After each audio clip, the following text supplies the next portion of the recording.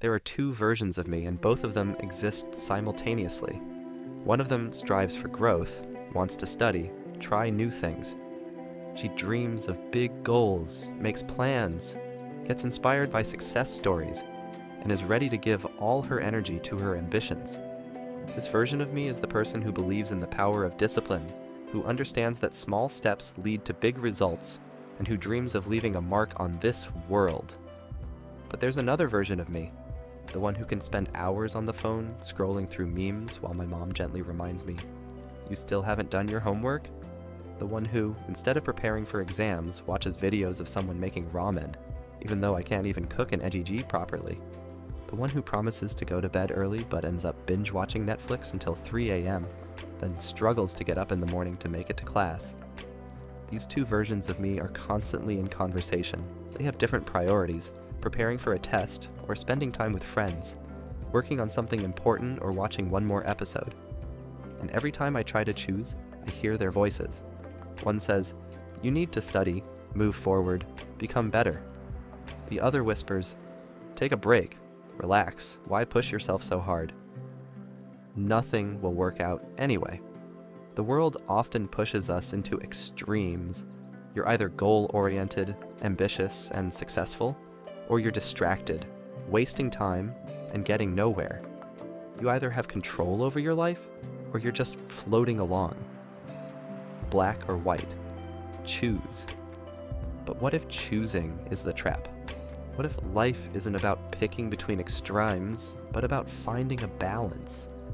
What if you can be goal-oriented and also give yourself time to relax, be disciplined and spontaneous at the same time?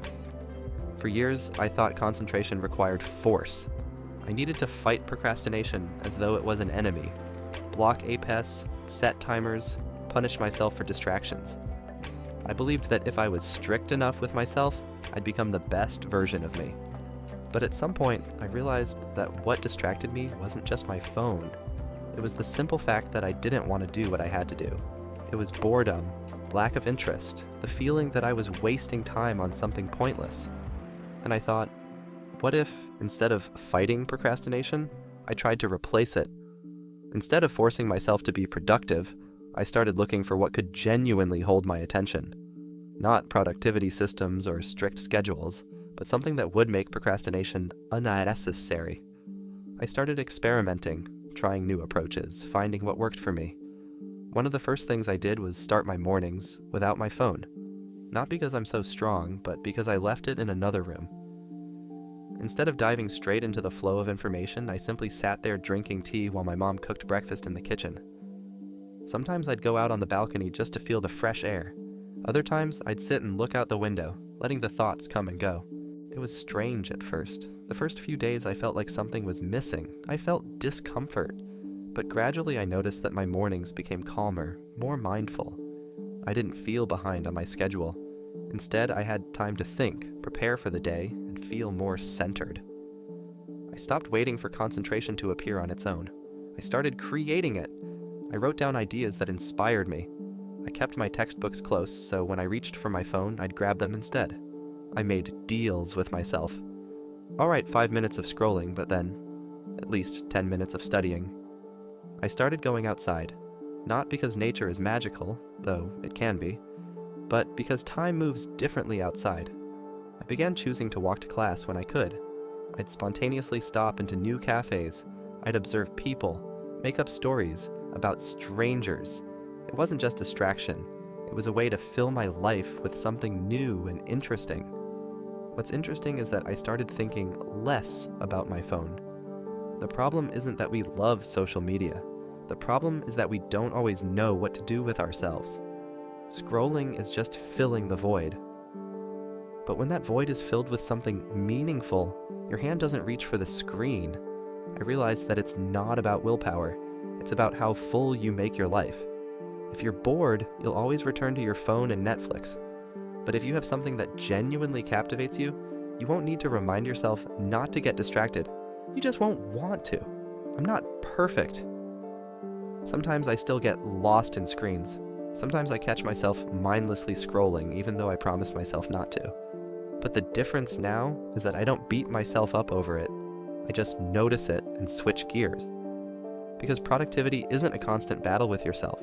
It's about finding what genuinely interests you. It's about creating conditions where you can be yourself without fighting against yourself. And what do you do if you have no motivation? If you want to change your habits, but find yourself scrolling through your feed again, putting things off, wasting time? The unpleasant answer is, motivation is a lie. We think we just need the right push. That one inspiring video, a clever quote, or a book will change everything. We'll suddenly get the willpower and become the best version of ourselves. But motivation is a flash. It appears quickly, but fades just as fast. It gives you energy for a few hours, and then you wake up the next day realizing nothing's changed. Real change doesn't come from motivation, it comes from systems. I realized that I'm not lazy. I'm just a person who does what's easiest to do. If there's a phone nearby, I'll pick it up. If there's a textbook on the table, I'll start reading. If there's a guitar in the room, I'll start strumming. If the laptop's open and there's a project I'm passionate about, I'll start working. People say, you need more discipline. But discipline isn't about forcing yourself, it's about simplifying the useful actions and complicating the harmful ones. I move my phone away when I'm studying, not because I'm strong, but because I'm too lazy to go get it. I keep a bottle of water near my books to drink more. I put on workout clothes in the morning, and the chances that I'll work out increase significantly. It seems like a small thing, but it's these small things that build everything. Another important thought, you don't have to be perfect.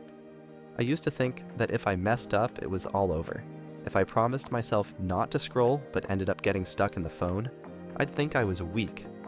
But then I realized that successful people aren't perfect. They just know how to come back. They don't let a mistake turn into a week of mistakes. They don't punish themselves. They just continue from where they left off. A slip-up isn't a failure.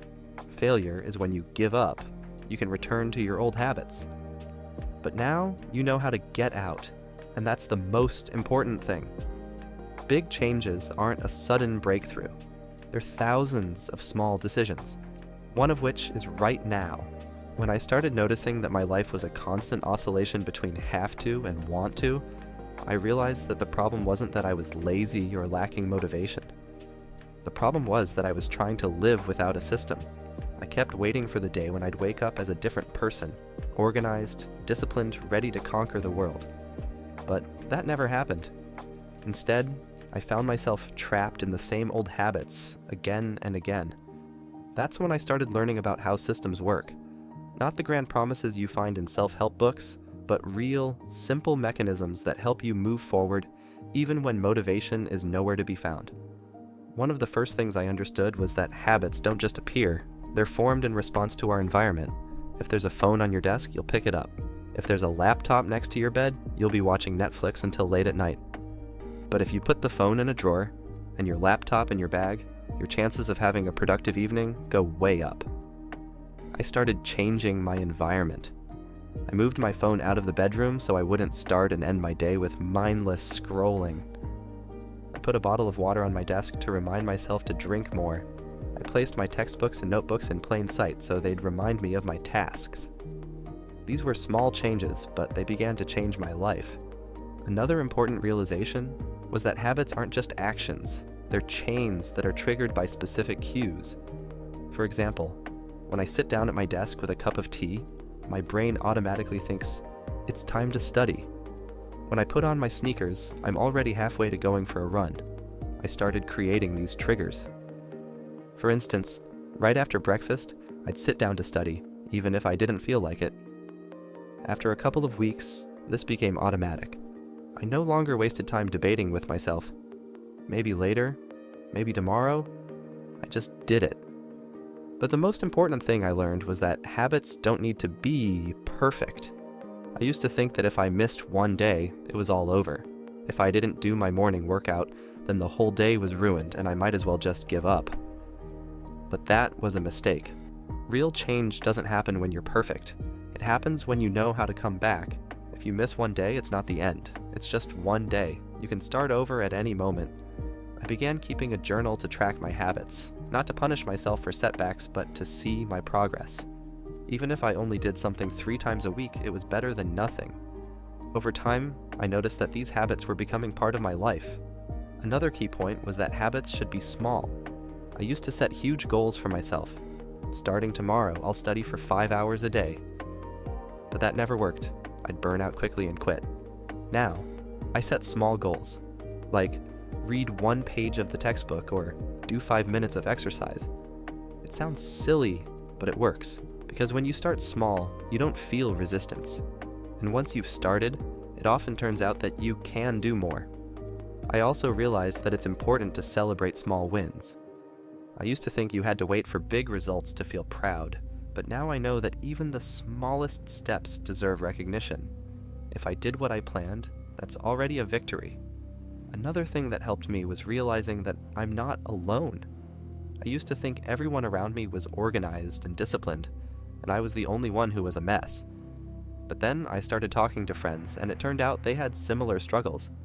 Everyone deals with procrastination. Everyone feels like a failure sometimes. I began sharing my goals with friends. We supported each other, reminded each other of what mattered, and sometimes just laughed at our failures. It helped to not give up, but perhaps the most important realization I had was that life isn't a race. You don't have to try to be perfect in one day. Real change happens slowly, step by step. I stopped waiting for the day I'd wake up as a different person. Instead, I started working on becoming better today, even if it's just by 1%. Sometimes I still get lost in procrastination. Sometimes I slip up and waste an entire day. But now I know that it's not the end. I just go back to my habits and keep moving forward. Because big changes aren't sudden breakthroughs. They're thousands of tiny decisions you make every day, and each one is a step toward the life you want.